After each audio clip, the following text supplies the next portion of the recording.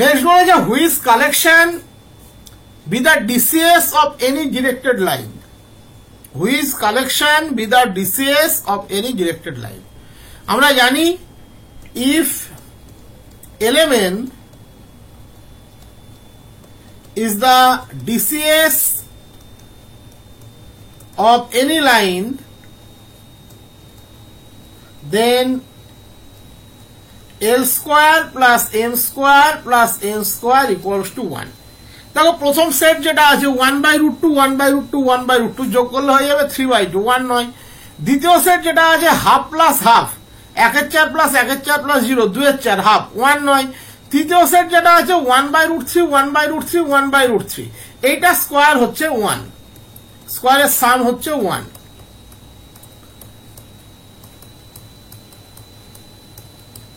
তাহলে this is the DCs, লাস্টের টিউ নয় 1/5 1/5 1/5 3/5 0 9। নেক্সট বলেছে the points of the curve y square equals to 4a into x plus a sin x by a where the tangents are parallel to x axis। এটা শর্টেও করা যায়, মানে শর্টে বলতে এই পয়েন্ট না ধরে, আমি যেহেতু করাবো একটু কনসেপ্টটা ক্লিয়ার রেখে করাচ্ছি।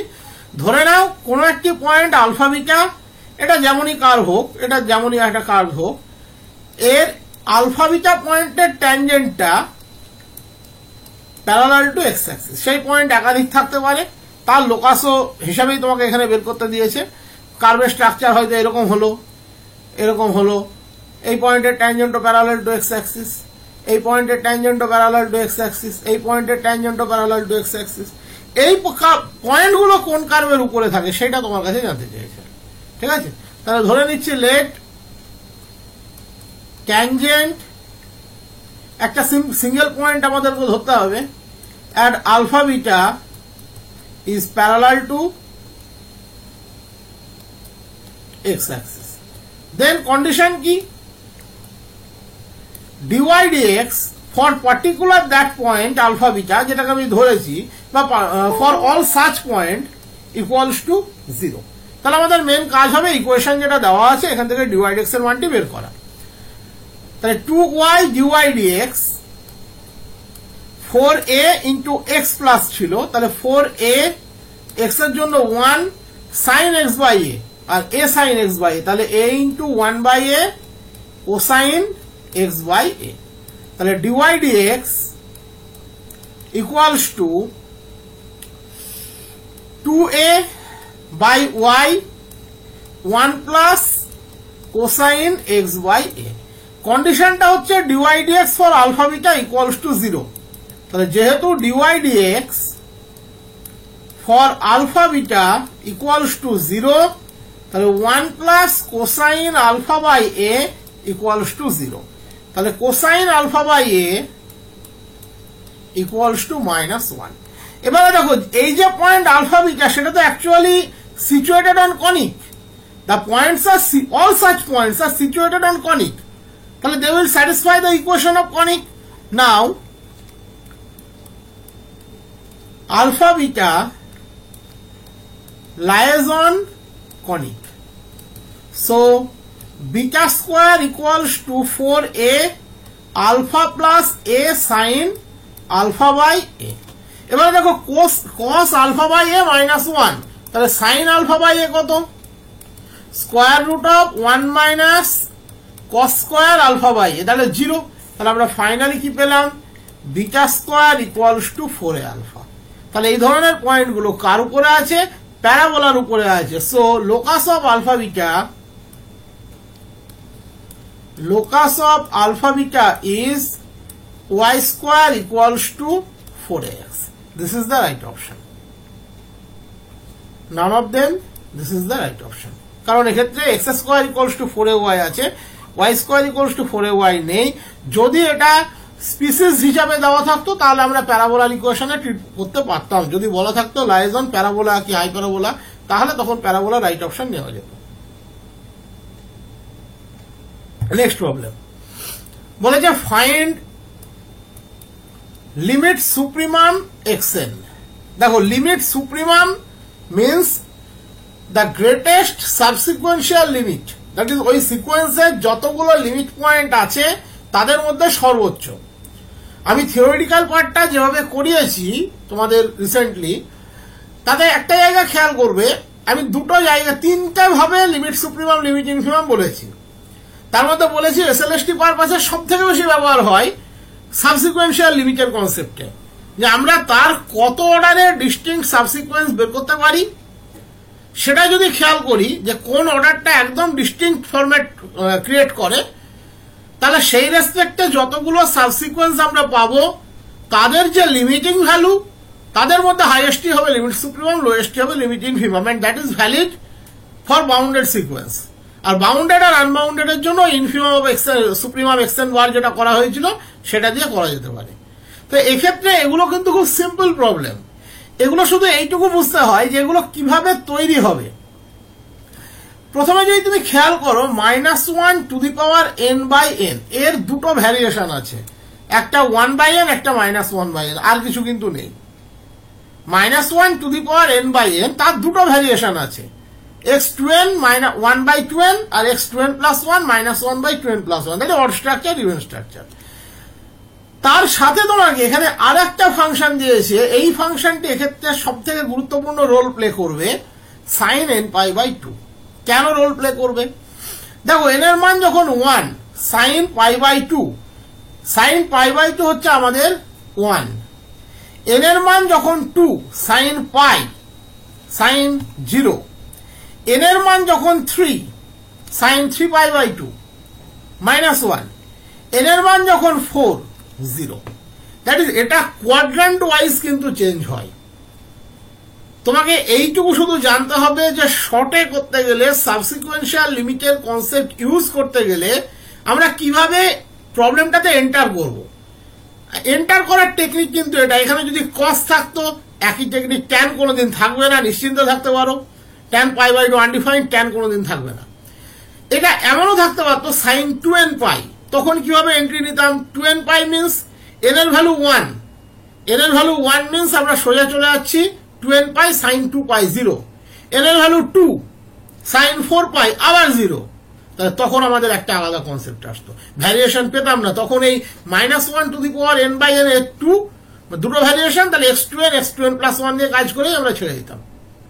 কিন্তু এখানে ভ্যারিয়েশনটা বেশি আছে কার? সাইনের। তাহলে আমাদেরকে 4 অর্ডারে যেতে হবে, x4n, x4n + 1, x4n + 2, x4n + 3। যদি sin nπ/3 থাকতো তাহলে সেইভাবে ভাবতে হবে। শুধু দেখতে হবে ডিস্টিংক্ট ভ্যারিয়েশন আমরা কতগুলো পাচ্ছি। যতগুলো ডিস্টিংক্ট ভ্যারিয়েশন সেই অর্ডারের সাবসিকুয়েন্স আমরা কনসিডার করব, তার রেসপেক্টে সাবসিকুয়েন্সিয়াল লিমিট আমরা বের করব, আমাদের রেজাল্ট সহজে মিলে যাবে। এর থেকে সহজ টেকনিক লিমিট সুপ্রিমাম বের করার আর দ্বিতীয় কোনো কিছু হয় না।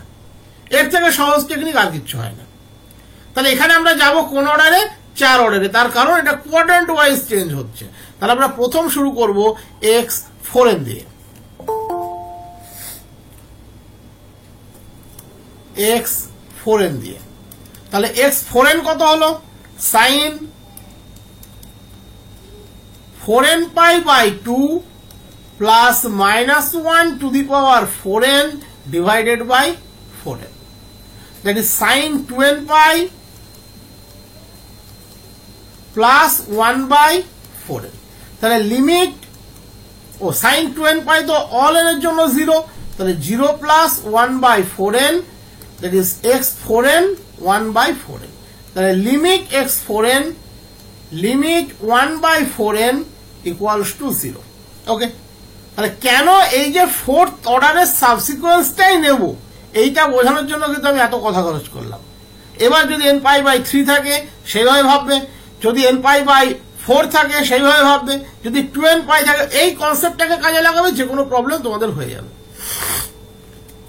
এবারে আমরা যাব x4n + 1, তাহলে sin nπ/2, তাহলে 4n + 1 into π/2 plus -1 to the power 4n + 1 by 4n + 1। দেখো তুমি যদি খেয়াল করো তোমাকে কিন্তু এত লিখতেই হবে না, তোমাকে। কারণটা আমি তোমাকে বলি, মানে উত্তর কিন্তু মনে মনে হয়ে যাওয়া উচিত। -1 টু দি পাওয়ার n/n এর আমি দুটো ভ্যারিয়েশন বলেছি, একটা 1/2n আর একটা -1/2n + 1, যার লিমিটিং ভ্যালু অলওয়েজ 0। তার মানে এর লিমিট নির্ভর করছে শুধুমাত্র sin nπ/2 এর উপরে।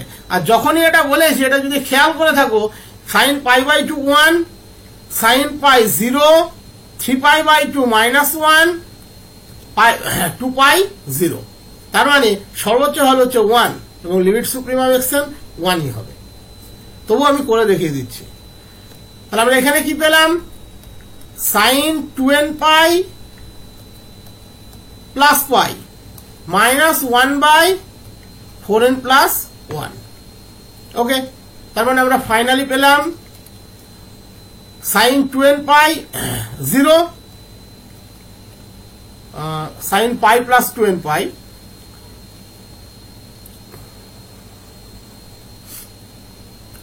সরি 2nπ প্লাস π/2, হ্যাঁ তাই তো বলছি, এটা ভুল কিছু লিখছি, -1/4n + 1। তাহলে 1 - 1/4n + 1, তাহলে লিমিট, আর উত্তর যেটা বলে দিয়েছি ওটাই থাকবে, উত্তর আলাদা কিছু হবে না, 1। এবারে হচ্ছে x 4n + 2 sin 4n + 1, এই 4n + 2 into π/2 plus -1 to the power 4n + 2 divided by 4n + 2। তার মানে এক্ষেত্রে sin 2nπ প্লাস π, মানে 2n + 1 ইন্টু π, আবার 0, plus 1/4n + 2, that is 1/4n + 2। তাহলে limit x 4n + 2 that equals to 0, x 4n + 3, 4n + 3 into π/2 plus -1 to the power 4n + 3 by 4n + 3। তাহলে sin 4n মানে 2nπ plus 3π/2, তাহলে sin 3π/2 -1/4n + 3, 4n + 3। তাহলে limit x 4n + 3 equals to -1। তাহলে খেয়াল করে দেখো এখানে সাবসিকুয়েন্সিয়াল লিমিট কি কি হলো। ডিস্টিংক্ট সাবসিকুয়েন্সিয়াল লিমিট, একটা পেলাম আমরা 0, একটা পেলাম আমরা 1, আর একটি 0, ওটা ডিস্টিংক্ট নয়, তাহলে অলরেডি হয়ে গেছে, আর একটি -1। তাহলে limit supremum xn equals to 1। আমি তো উত্তর আগেই বলে দিয়েছি কিভাবে বেরোলো। তাহলে option 3, this is the right option. এটা বুঝতে পেরেছো আগে তাই বলো? বুঝতে পেরেছো প্রত্যেকে? প্রবলেমটা ভালো লেগেছে? এইভাবে কনসেপ্টগুলোকে ভাববে, কখনো কোনো প্রবলেমের ক্ষেত্রে এই জাতীয় প্রবলেম কোনোদিন আটকাবে না। নেক্সট।